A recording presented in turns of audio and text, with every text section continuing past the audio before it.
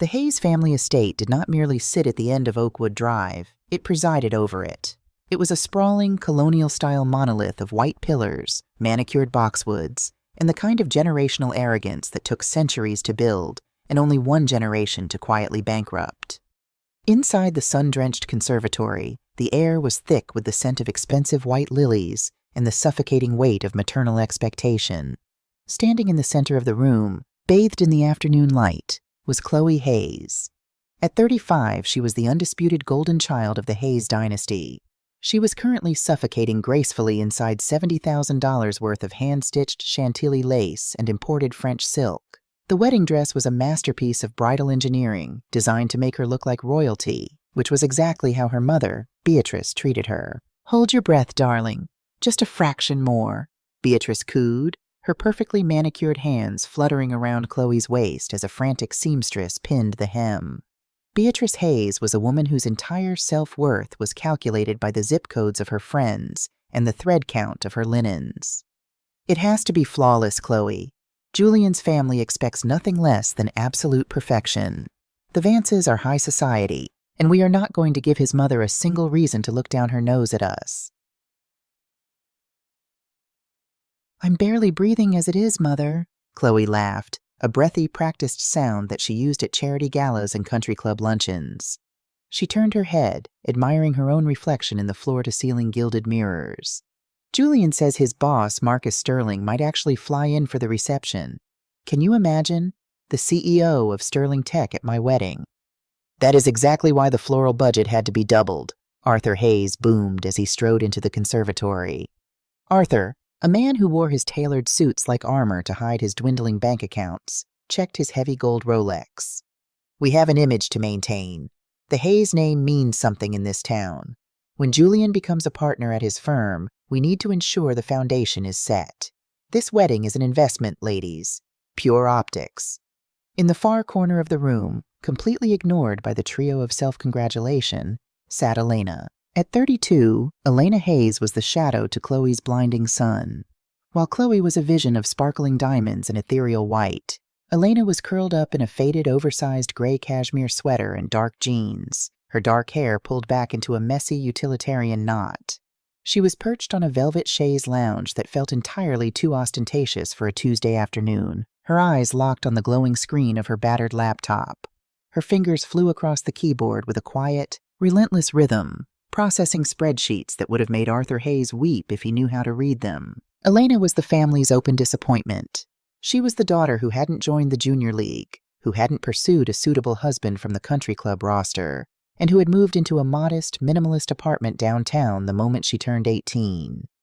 To Beatrice and Arthur, Elena's life was a mystery they had no interest in solving, mostly because they assumed the answer was depressing. They believed she survived on meager freelance writing gigs and odd consulting jobs, scraping by in a world they considered beneath their dignity. "Elena, for heaven's sake," Beatrice sighed, the sharp sound cutting through the quiet hum of the room. She turned her steely gaze away from Chloe's dress and fixed it on her younger daughter. "Do you have to type so aggressively? You're ruining the ambiance. And must you wear that dreadful sweater in here? The seamstress is going to think we dragged you in off the street." Elena didn't stop typing. She didn't even look up. Her face remained a mask of serene, practiced indifference. Over the years, she had built an emotional fortress so thick that her mother's barbs simply bounced off the walls. "I have a deadline, Mother," Elena said, her voice calm, carrying the smooth, unbothered cadence of a woman who had long ago stopped seeking approval. "And the seamstress is paid to hem a dress, not critique my wardrobe. I'll be out of your hair in 10 minutes. Chloe let out a dramatic, long-suffering sigh, adjusting the veil that cascaded down her shoulders. "Let her be, Mom. You know how stressed she gets about her little projects. It's hard out there in the gig economy. Not everyone can have a stable career like Julian." Chloe's tone dripped with a toxic, sugary pity that was far worse than Beatrice's outright disdain. It was the condescension of a victor throwing crumbs to the defeated. Arthur snorted, pouring himself a crystal tumbler of scotch from the side cart. "If you had just listened to me, Elena, I could have gotten you an entry-level administrative job at the bank. It wouldn't pay much, but at least it's respectable work. Sitting on a computer all day in coffee shops. It's a childish way to live. You're 32. It's time to grow up and face reality. Elena finally hit the enter key. A soft ping echoed from the laptop.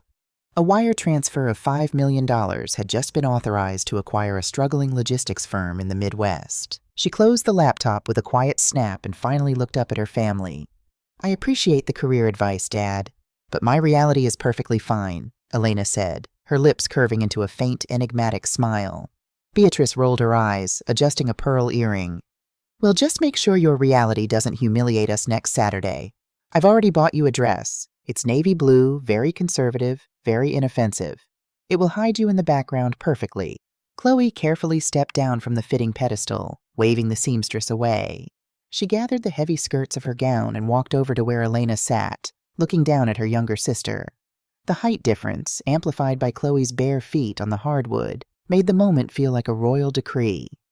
"Elena, listen to me," Chloe said, her voice dropping the sugary sweetness, replacing it with a cold, hard edge of instruction. "Julian's world is very different from yours. It's high-tech, it's venture capital, it's serious business. There are going to be incredibly important people at this wedding. Millionaires, investors, people who hold Julian's future in their hands." "I am aware of what a wedding guest list entails, Chloe," Elena replied mildly, leaning back against the chaise. "No, you aren't," Chloe snapped, her patience fraying. "I need you to promise me something. When people ask you what you do for a living, do not launch into a depressing monologue about your freelance struggles. Don't talk about your little websites or whatever it is you do. Just smile, tell them you're transitioning between roles, and ask them about their golf game. Please, do not embarrass Julian in front of his colleagues. They won't understand your, lifestyle." Elena looked up into her sister's eyes. She saw the genuine panic there, the deep-seated fear of being associated with failure. She saw her mother nodding approvingly in the background, and her father swirling his scotch, watching to ensure Elena complied. They didn't just misunderstand her, they were actively ashamed of her. The realization didn't hurt. It hadn't hurt for a very long time. Instead, it fueled a cold, calculating fire deep in her chest. "I promise, Chloe," Elena said smoothly, her voice a masterclass in pleasant obedience. "I won't say a single word about my little job to Julian's friends. I will be an absolute ghost. You won't even know I'm there." "Good," Chloe said, visibly relaxing. "That's all I ask. Just be supportive. For once." As Chloe turned back to the mirrors, admiring her flawless reflection, the narrator's voice could almost be heard, pulling back the heavy velvet curtain of the Hayes family's grand illusion. What the glowing bride, the proud mother, and the arrogant father did not know was that the ground beneath their polished Italian leather shoes had crumbled to dust months ago. The Hayes family was practically insolvent. Arthur's reckless investments had drained their trust funds, and the ancestral home they were currently standing in had 3 quiet, unpublicized mortgages strapped to its roof. Furthermore, Julian Vance's family, the supposedly wealthy high society dynasty, had flatly refused to pay a single dime for this wedding, viewing the Hayes family as desperate social climbers. The entire charade, the $70,000 dress, the doubled floral budget, the imported caviar, and the crystal chandeliers, had been built on a mountain of high-interest, secret debt that Arthur and Beatrice had taken out in a blind panic to keep up appearances. Or at least that was the plan until the creditors called the loans due 2 weeks before the ceremony. The Hayes family had been exactly 48 hours away from complete financial ruin and a catastrophic public cancellation of the wedding of the decade. But the wedding wasn't canceled. The vendors were suddenly, miraculously paid in full. The dress was released. The champagne was shipped. The crisis vanished into thin air. Arthur and Beatrice believed it was a clerical error, a stroke of divine luck, or perhaps a mysterious grace period from the bank. They were wrong. Sitting quietly in this corner, wearing a faded sweater and holding a battered laptop, Elena stood up to leave. She slipped her computer into a simple canvas tote bag. No one said goodbye as she walked out the mahogany front doors. Elena walked down the driveway, pulling her phone from her pocket. She opened a secure banking app. At the very top of the screen, the balance of EH Capital rested in the high 9 figures. Below it, in the recent transaction history, was a completed wire transfer. Recipient, Larev Events and Bridal. Amount, $150,000. Paid in full. Sender, EH Capital, Anonymous LLC. Elena had bought the dress her sister wore.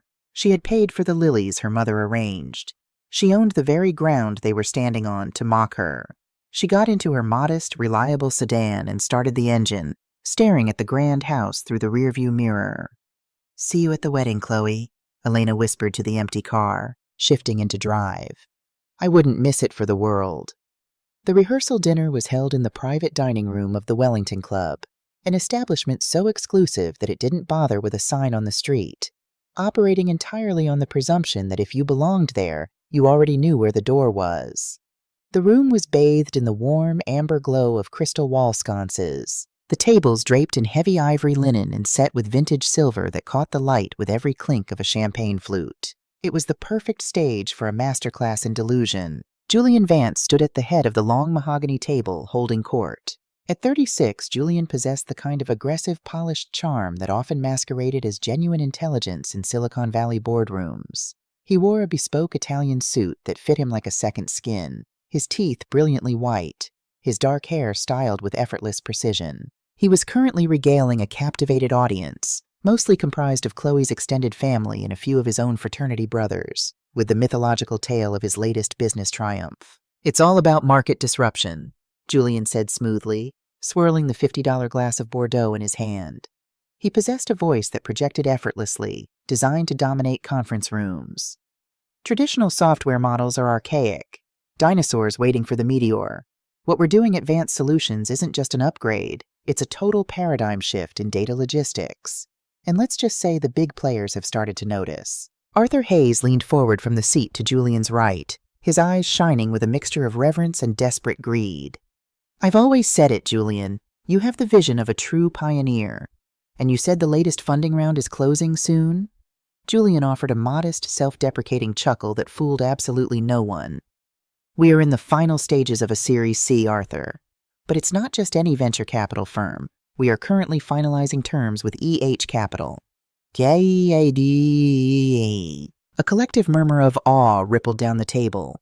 Even those who didn't work in finance knew the name EH Capital. It was the phantom titan of the investment world, a notoriously secretive, aggressively successful private equity firm that moved billions with surgical precision. They didn't just invest in companies. They acquired them, gutted the inefficiencies, and turned them into gold.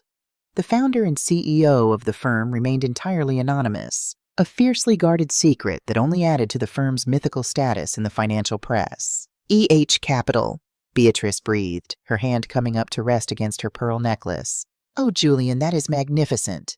They only back the absolute best. It's practically a coronation." "Well, Beatrice, when you have a product that practically sells itself, the heavy hitters come knocking," Julian said, taking a sip of his wine. He reached out and placed a manicured hand over Chloe's. "And soon my beautiful bride here won't just be marrying a tech executive. She'll be marrying a titan of the industry." Chloe beamed, leaning into him, the picture of adoring devotion. "I am so proud of you, darling. You work so hard." She then turned her gaze down the table, her eyes scanning the guests until they landed on the furthest, darkest corner of the room. There, seated next to a potted fern and a particularly dull great-aunt, was Elena. True to Beatrice's threat, Elena was wearing the navy blue dress her mother had selected for her. It was a remarkably hideous garment, cut like a conservative potato sack, and designed entirely to fade into the background. Elena had worn it without a single word of complaint. She sat quietly, picking at a plate of roasted duck she had barely tasted, sipping sparkling water. "Isn't that right, Elena?" Chloe called out, her voice slicing through the polite chatter. The table quieted, heads turning toward the younger sister. "Julian is about to close a multi-million-dollar deal with the most prestigious firm in the country. It just goes to show what real ambition looks like." Elena paused, her fork hovering over her plate. She looked up, her expression utterly placid. "It sounds very impressive, Julian. Congratulations." Arthur cleared his throat, a sound heavy with paternal disappointment. "You could learn a thing or two from Julian, Elena. I know you think your little freelance writing or website designing or whatever it is you do on that computer of yours is a career. But there is a massive difference between scraping by in the gig economy and actually building wealth. Julian is building an empire." "I'm sure he is, Dad. Elena replied, her tone perfectly even, devoid of the defensive edge they were all waiting for. Julian offered a magnanimous, patronizing smile. Now, Arthur, don't be too hard on her. Not everyone is built for the pressure of the corporate arena. It takes a certain kind of ruthless drive to secure funding from a giant like Capital. Elena's lifestyle, it's quaint, it's stress-free. There's no shame in living a quiet, simple life. There is when it's a waste of potential, Beatrice chimed in, taking a delicate sip of her champagne. We just worry, Elena. What happens when you're 40, 50? You can't live in a shoebox apartment forever, tapping away at a keyboard for pennies. At some point, you have to face the real world. You should ask Julian if there's a place for you at Advanced Solutions, perhaps managing their social media or answering phones, something stable. I think Julian has enough on his plate right now without worrying about my employment, Mother, Elena said smoothly.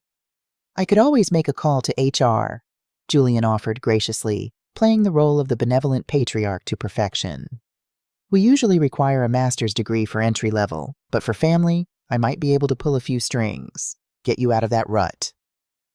I appreciate the offer, Julian. Truly, Elena said, setting her napkin on the table. If you'll excuse me, I need to use the restroom. She stood up and walked away, feeling the heavy, judgmental stares of her family burning into her back until she slipped out the mahogany double doors. The moment the heavy doors clicked shut behind her, the noise of the dining room vanished, replaced by the hushed, carpeted silence of the country club hallway. Elena did not go to the restroom. Instead, she walked toward the massive floor-to-ceiling windows overlooking the club's pristine, moonlit golf course. She opened her small black clutch and pulled out her phone. The screen illuminated her face in the dim hallway. She bypassed her personal messages and opened a heavily encrypted, biometric-locked application. The logo for Capital materialized on the screen, a sleek, minimalist geometric design. Elena opened an unread message from Marcus Sterling, her fiercely loyal chief operating officer and the public face of the company. Because the world needed a face to associate with the billions, Marcus played the role of the ruthless executive, taking the meetings and shaking the hands, while Elena operated the levers from the shadows. The message read, Subject Advanced Solutions, Final Audit, Boss. The forensic accountants just finished the deep dive into Julian Vance's books. It is worse than we thought. The proprietary code he's been selling is a patchwork of open-source garbage. They are bleeding cash. Their burn rate is catastrophic. Without our capital injection by Monday, they will default on payroll and breach 3 major vendor contracts. They aren't looking for an investment. They are begging for a life raft. Do we proceed with the acquisition terms? Elena stared at the glowing text. A slow, chilling smile touched the corners of her mouth. The great Julian Vance, the visionary, the titan of industry. He was nothing but a desperate, drowning man wearing a very expensive suit. He was standing in the other room, drinking vintage wine, bragging to her father about a financial triumph while his company was hours away from absolute implosion. He didn't know that Capital never provided life rafts. They didn't do minor venture investments to help struggling founders keep their titles. Capital did hostile takeovers. They acquired failing assets for pennies on the dollar, stripped the management, and liquidated the useless parts. And Julian, in his desperate arrogance, had blindly agreed to a term sheet he clearly hadn't had a competent lawyer read. A term sheet that gave Capital the right to trigger an immediate majority buyout at a catastrophic valuation if certain financial disclosures proved false, which Elena now had absolute proof they were. Elena typed a rapid reply with one thumb. Marcus, proceed as planned. Prepare the buyout execution documents. I want the final paperwork ready for my signature by tomorrow evening. Do not alert Vance's team until the ink is dry. She hit send, locking the phone and dropping it back into her clutch. She stood there for a moment, looking out at the manicured lawns. The irony of the situation was almost intoxicating. Her family was mortgaging their literal home to impress a man who was financially destitute, while simultaneously mocking the woman who held the executioner's axe over all their heads. Hiding from the pity? Elena turned slowly. Chloe had stepped out of the dining room, holding a glass of champagne, her posture stiff and aggressive. The bride-to-be walked over, the heels of her designer shoes clicking sharply against the marble floor. I wasn't hiding, Chloe, just catching my breath, Elena said calmly. Chloe took a sip of her champagne, her eyes raking up and down Elena's dreadful navy dress. You really couldn't even pretend, could you? You had to sit there looking like a martyr while Julian was trying to share his good news. You just can't stand it when someone else is successful. Elena tilted her head slightly. I didn't say a word to undermine his success. I congratulated him. It's how you look, Chloe hissed, stepping closer, the scent of expensive perfume and alcohol radiating from her. You have this look of quiet superiority, like you know something the rest of us don't. It drives Mom and Dad crazy, and quite frankly, it pisses me off. You have accomplished nothing, Elena. You sit in your cheap apartment, you wear secondhand clothes, and you judge us. You judge me. I don't judge you, Chloe, Elena said. And surprisingly, she meant it. She didn't judge a mouse for walking into a trap. It was just the nature of the beast. I am simply living my life. Well, your life is an embarrassment, Chloe snapped, the ugly truth of her resentment finally spilling over. Tomorrow is the most important day of my life. Julian's entire executive board will be there. Marcus Sterling himself might be there. These are people who deal in millions. They don't have time for a 32-year-old gig worker who still hasn't figured out what she wants to be when she grows up. So tomorrow, you will sit at the family table, you will smile, and if anyone asks, you will tell them you work in administration. Do not ruin this for me with your pathetic reality. Elena looked at her older sister. She saw the fragile, desperate ego propped up entirely by Julian's fictional wealth and their parents' toxic validation. For a brief, fleeting second, Elena felt a microscopic pang of pity. If she told Chloe the truth right now, that the wedding was paid for by Elena's charity, that Julian was a fraud, and that the Hayes family was bankrupt, it would break the illusion before the public spectacle. But then Elena remembered the years of casual cruelty, the comments about her clothes, her choices, her intellect. She remembered her father telling her she was a waste of potential. She remembered the silence she had endured. The pity vanished, replaced by cold, calculating resolve. I understand, Chloe, Elena said, her voice soft, deferential. I won't say a word about my reality. I promise you, tomorrow will be a day no one in this family will ever forget. Chloe stared at her for a moment, narrowing her eyes, searching for sarcasm. Finding only a placid mask, she scoffed. Just stay out of the way. Chloe turned on her heel and marched back into the dining room, eager to return to the warmth of her false kingdom. Elena remained in the hallway for a few moments longer. She watched the reflection of the chandelier in the dark window pane. Everything was in place. The actors had hit their marks, the stage was set, and the audience was gathering. Tomorrow, the Hayes family would finally get exactly what they had been begging for. They wanted to meet the CEO of Capital. They wanted to witness the ruthless power of the corporate arena. Elena smoothed the fabric of her hideous navy dress. Tomorrow, they would. The Grand Plaza Ballroom had been transformed into a suffocatingly expensive imitation of Versailles. Thousands of white orchids spilled from crystal vases, casting delicate shadows across the tables. An orchestra played softly in the corner, almost drowned out by the clinking of baccarat crystal and the low, self-important murmur of 300 guests. It was a monument to the Hayes family's desperation, a glittering facade built entirely on Elena's anonymous dime. Elena arrived exactly on time, wearing the dreadful navy blue dress. She looked like a shadow that had accidentally wandered into a diamond mine. She quietly found her assigned seat at table 42, located as far from the head table as physically possible without being in the kitchen. Throughout the cocktail hour, Arthur and Beatrice Hayes treated their youngest daughter like a slightly embarrassing stain on an otherwise perfect carpet.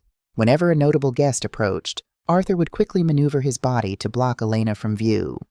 "And who is this lovely young woman?" asked Richard Vance, Julian's equally arrogant father, squinting at Elena over the rim of his martini glass. Beatrice swooped in before Elena could open her mouth. "Oh, Richard, this is our youngest Elena. She's in a transitional phase, exploring her options in the freelance world. We are just thrilled she took the day off from her computer to be here." Beatrice's tone managed to convey profound pity and a deep apology all at once. Richard Vance gave Elena a tight, sympathetic smile. "Ah, well, we can't all have Julian's drive, can we? It's good you have a quiet hobby, dear." Elena merely smiled, taking a sip of her sparkling water. "It keeps me very busy, Mr. Vance." Julian, standing nearby, chuckled loudly. "Don't overwhelm her, Dad. Elena prefers the simple life. Let's introduce you to the regional VP of marketing. He's right over by the ice sculpture." As they swept away, leaving Elena alone by a potted palm, the heavy mahogany doors at the entrance of the ballroom swung open. A sudden, palpable shift in the atmosphere rippled through the crowd. The orchestra faltered for a half-second before resuming. Marcus Sterling had arrived. At 58, the CEO of Sterling Tech possessed the kind of quiet, terrifying authority that didn't require raising his voice. He wore a charcoal suit that was tailored with mathematical precision, his silver hair immaculate. He did not look like a man arriving to celebrate. He looked like an apex predator evaluating a herd. Julian Vance nearly dropped his champagne glass. His eyes widened with frantic, desperate joy. "He came," Julian whispered to Arthur, his voice trembling with adrenaline. "I told you, he actually came to my wedding." Julian practically sprinted across the ballroom, dragging a bewildered Chloe behind him. "Mr. Sterling, Marcus, I cannot tell you what an honor it is that you made the trip. Truly, this means the world to Vance Solutions. And to my beautiful bride, Chloe." Marcus Sterling stopped. He looked at Julian with eyes as cold and flat as slate. He did not smile. He did not offer his hand.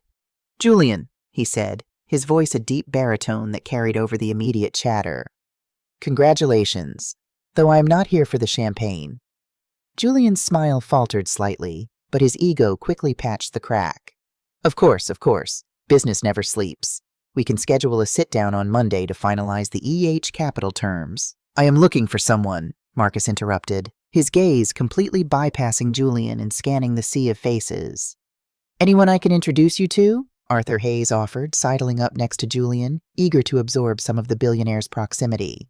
"I'm Arthur Hayes, the father of the bride. We have several prominent investors here tonight." "No," Marcus said simply. He began to walk forward, forcing Julian and Arthur to scramble out of his way. Dinner was served, a blur of filet mignon and truffle risotto that Elena barely touched. The tension in the room was palpable.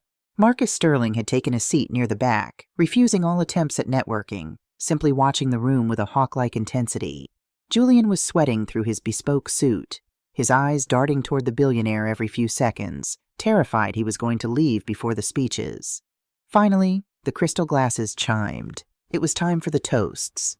The best man gave a predictably crass speech, followed by Arthur, who spent 5 minutes indirectly boasting about the cost of the flowers. And then Chloe stood up. She took the microphone, adjusting her $70,000 dress, her face flushed with champagne and triumph. She looked out over the 300 guests, the wealthiest people she had ever been in a room with, and she felt invincible. "Thank you all for being here," Chloe began, her voice dripping with practiced sweetness. She spoke about love, about Julian's brilliant mind, and about the Hayes family legacy.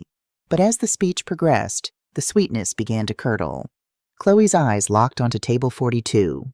"You know, growing up I always felt the pressure to succeed," Chloe said, a knowing smirk playing on her lips. "To be the responsible one, because, well, not everyone in the family shares that burden." A few uncomfortable chuckles rippled through the crowd. Beatrice nodded encouragingly from the head table. "I want to take a moment to acknowledge my little sister Elena," Chloe continued, gesturing vaguely toward the back of the room.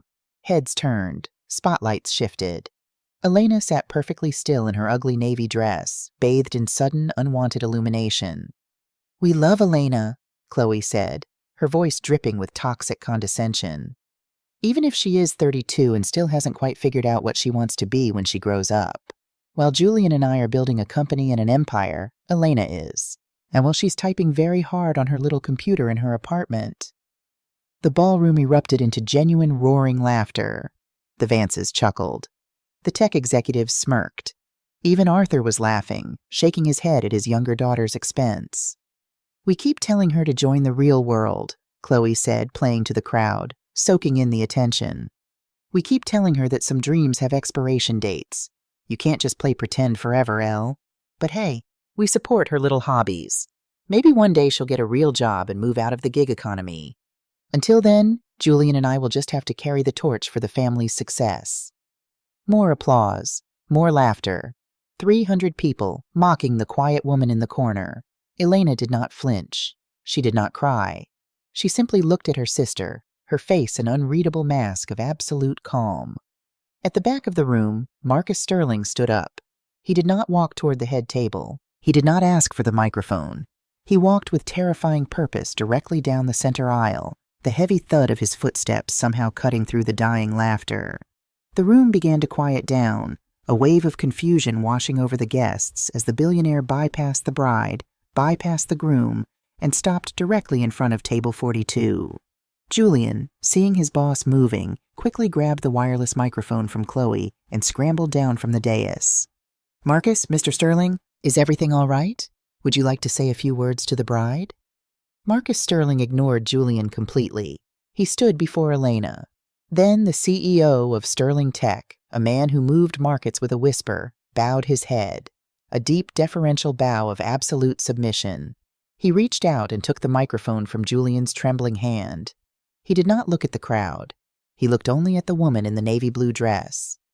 "Boss," Marcus Sterling's deep voice boomed through the speakers, echoing off the crystal chandeliers. "I apologize for the interruption." The silence that fell over the Grand Plaza ballroom was absolute. It was the kind of silence that occurs in a vacuum. 300 breaths caught in 300 throats. "The forensic audit on Vance Solutions is complete," Marcus continued, his voice ringing with professional detachment. "The financials are a complete fabrication. The code is worthless. They are insolvent as of midnight tonight." Julian Vance let out a sound that was half gasp, half sob. The blood drained from his face so fast he looked like a corpse. "Marcus, Mr. Sterling, what are you talking about? Who are you talking to?" Marcus slowly turned his head to look at Julian, his eyes filled with absolute disgust. "I am talking to my employer, Mr. Vance." Marcus turned back to Elena, holding out a sleek leather portfolio. "Ma'am, the hostile takeover paperwork is finalized. EH. Capital is ready to acquire the remaining assets of Vance Solutions for $1. Do you wish to sign the execution orders now, or would you prefer to wait until the reception is over?" EH Capital. The name dropped like a live grenade into the center of the room. Arthur Hayes dropped his Scotch glass. It shattered against the marble floor, the sound like a gunshot in the dead quiet. Beatrice grabbed the edge of the table, her mouth opening and closing like a suffocating fish. Chloe was frozen over the podium, her knuckles white as she gripped the edges of the wood. EH Capital, the billionaire titan, the phantom investor. Elena looked at the leather portfolio. Then she slowly stood up. She did not look small anymore. The ugly navy dress seemed to vanish, replaced by the sheer, crushing weight of the power she held in the room. She looked at her sister, who was staring at her with wide, terrified eyes. She looked at Julian, who was shaking violently. Finally, she looked at her parents. "I think," Elena said, her voice calm, clear, and ringing through the silent ballroom without the need for a microphone. "I will sign it right now, Marcus. I have a feeling the party is about to end anyway." The morning after the wedding, the Hayes family did not wake up to the warm glow of new beginnings. They woke up to the crushing, suffocating weight of reality. Julian Vance had spent the night locked in a hotel bathroom, frantically calling his legal team, only to be told that the EH Capital term sheet he had blindly signed weeks ago was airtight. There was no loophole. There was no escape. The moment the audit proved his financials were falsified, which they were, EH Capital had the legal right to execute a hostile takeover. By 10 a.m., desperation had mutated into a grotesque form of entitlement.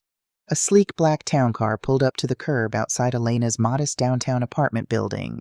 Arthur, Beatrice, and Chloe stepped out. Chloe was no longer the radiant bride. Her eyes were swollen, her makeup smudged, and the Chanel sunglasses she wore couldn't hide the panic radiating from her.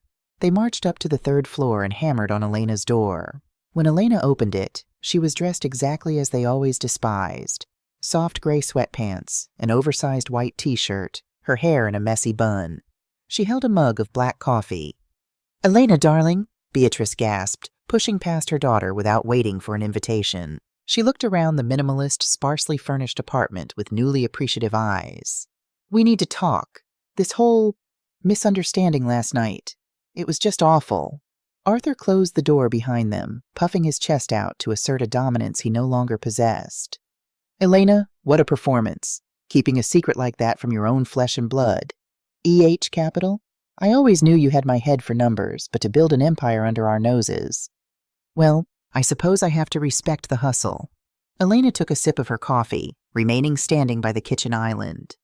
"What do you want, Arthur?" The use of his first name made him flinch, but Beatrice quickly jumped in, her voice dripping with artificial warmth. "Oh, sweetheart, don't be like that. We're family, and family is what matters most, especially now. Julian is, well, Vance Solutions has hit a tiny rough patch." "It's not a rough patch, Mom. He's being gutted," Chloe snapped, pulling off her sunglasses. She glared at Elena, her fear manifesting as aggressive entitlement. "You humiliated us last night, Elena. You ruined my wedding reception. But Julian explained it to me. He says you're just playing hardball, a negotiation tactic. Well, fine. You won the negotiation." "Did I?" Elena asked mildly. "Yes," Chloe demanded, stepping closer. "So now you need to fix it. Julian says Vance Solutions needs an $8 million injection by tomorrow to cover the vendor defaults and payroll. And since you're practically a billionaire, Julian and I were talking. We need a house. It doesn't look good for an executive's wife to be renting. $3 million should cover a decent place in Oakwood." Elena stared at her sister. It was a masterpiece of toxic psychology. There was no apology for the years of mockery. There was no remorse for the public humiliation at the wedding. In their minds, Elena's vast wealth simply meant she was now obligated to fund their delusions. They still viewed her not as a person, but as a resource to be exploited. "Let me make sure I understand," Elena said, her voice frighteningly calm.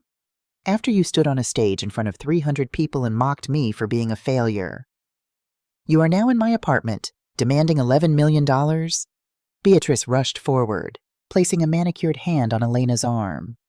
"Oh, Elena, she was just teasing. You know how sisters are. We didn't know the truth.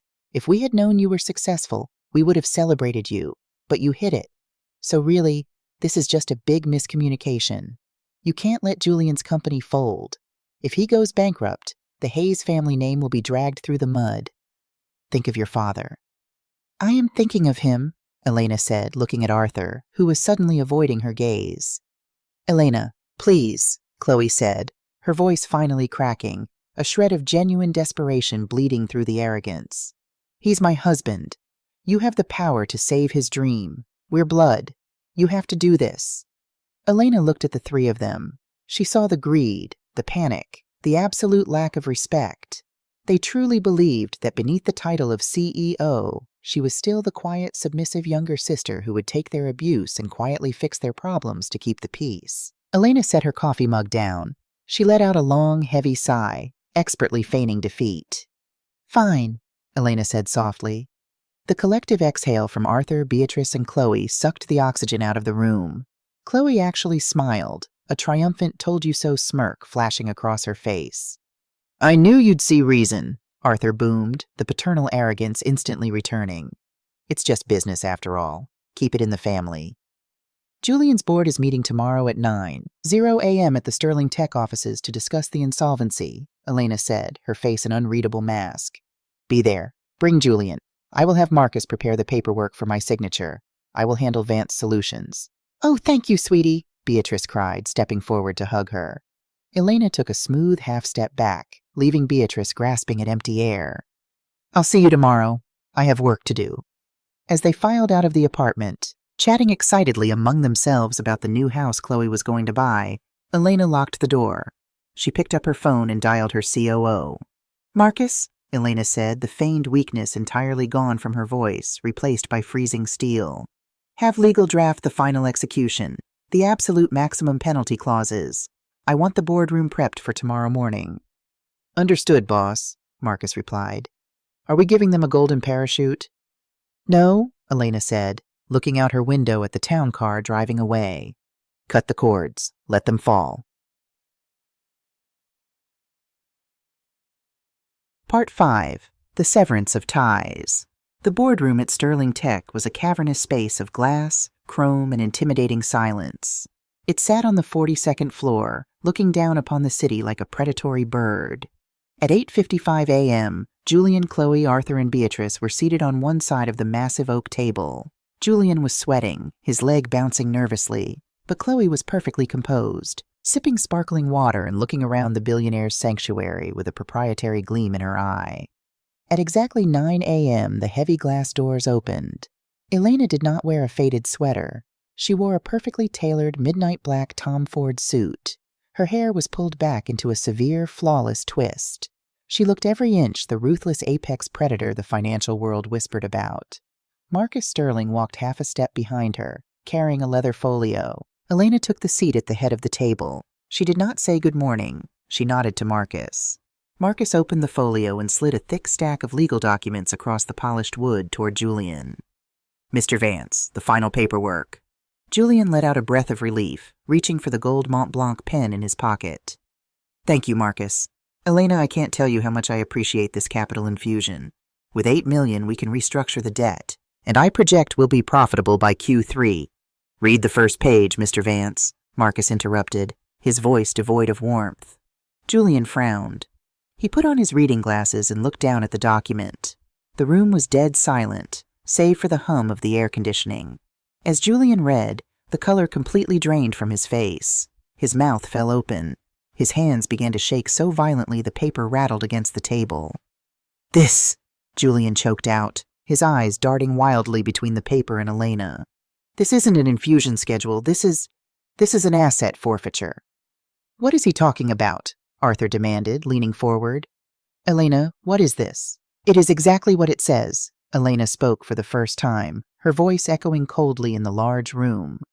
"Vance Solutions is bankrupt. The code is useless. The executives are incompetent, and the books are cooked.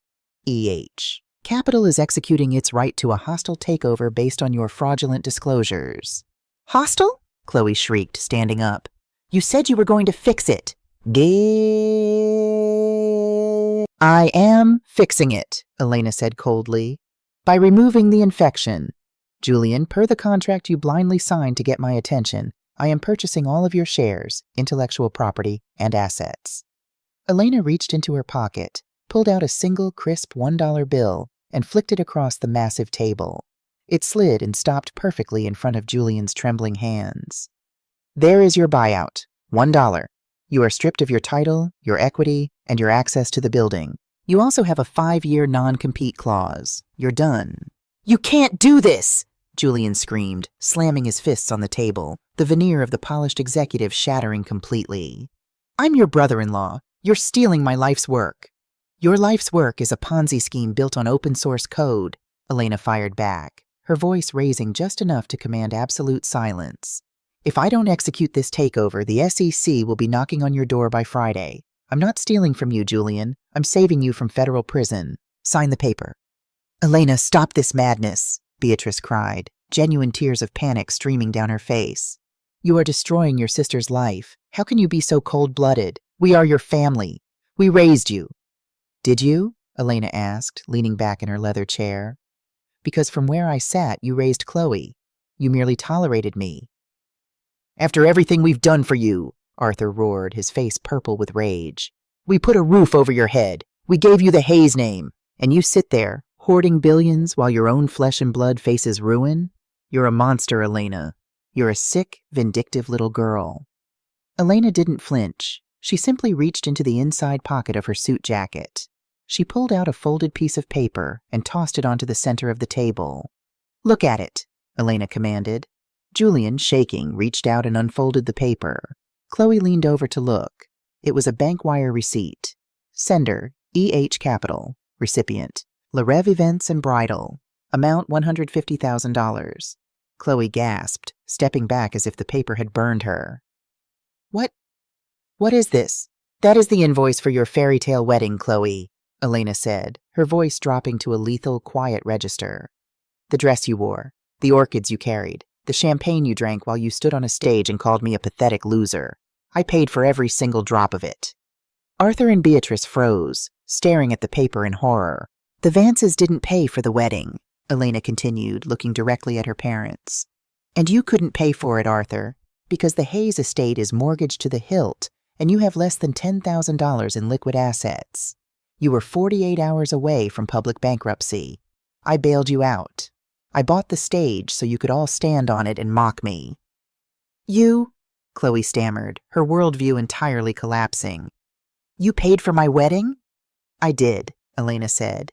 "And in return, I got to sit in the corner in a dress Mother chose to humiliate me, and listened to you tell 300 people that I was a failure who needed to learn my place. Well, Chloe, I know my place. I sit at the head of this table. And you? Elena gestured to the crisp dollar bill. You are married to a man whose net worth is currently $1. Julian suddenly spun on Chloe, his eyes manic. This is your fault. You antagonized her. You just had to make that stupid speech. You ruined us. Don't you dare blame me, you fraud, Chloe screamed back, shoving him. As the Hayes family devolved into a screaming match of blame, panic, and shattered egos right there in the boardroom, Elena stood up. She buttoned her suit jacket. Marcus, Elena said, ignoring the shouting match entirely. If he doesn't sign the transfer by 9:30, call the SEC and hand over the audit. Yes, ma'am, Marcus said, standing tall. Elena walked toward the heavy glass doors. Elena, Beatrice wailed, trying to grab her arm. You can't just walk away. We're your family. Elena stopped. She looked at her mother, then at her father, then at her sister. For the first time in 32 years, she felt absolutely nothing. No anger, no sadness, just the clean, weightless freedom of a closed account. I don't have a family, Elena said smoothly. I just had a bad investment, and I liquidated it today. She walked out of the boardroom, the heavy doors sealing shut behind her, cutting off the sounds of their ruin. She rode the private elevator down to the lobby, stepped out into the bright morning sun, and slid into the back of her waiting Maybach. Where to, Ms. Hayes? The driver asked. Elena looked out the tinted window at the city skyline. Back to the office, David. We have a lot of work to do.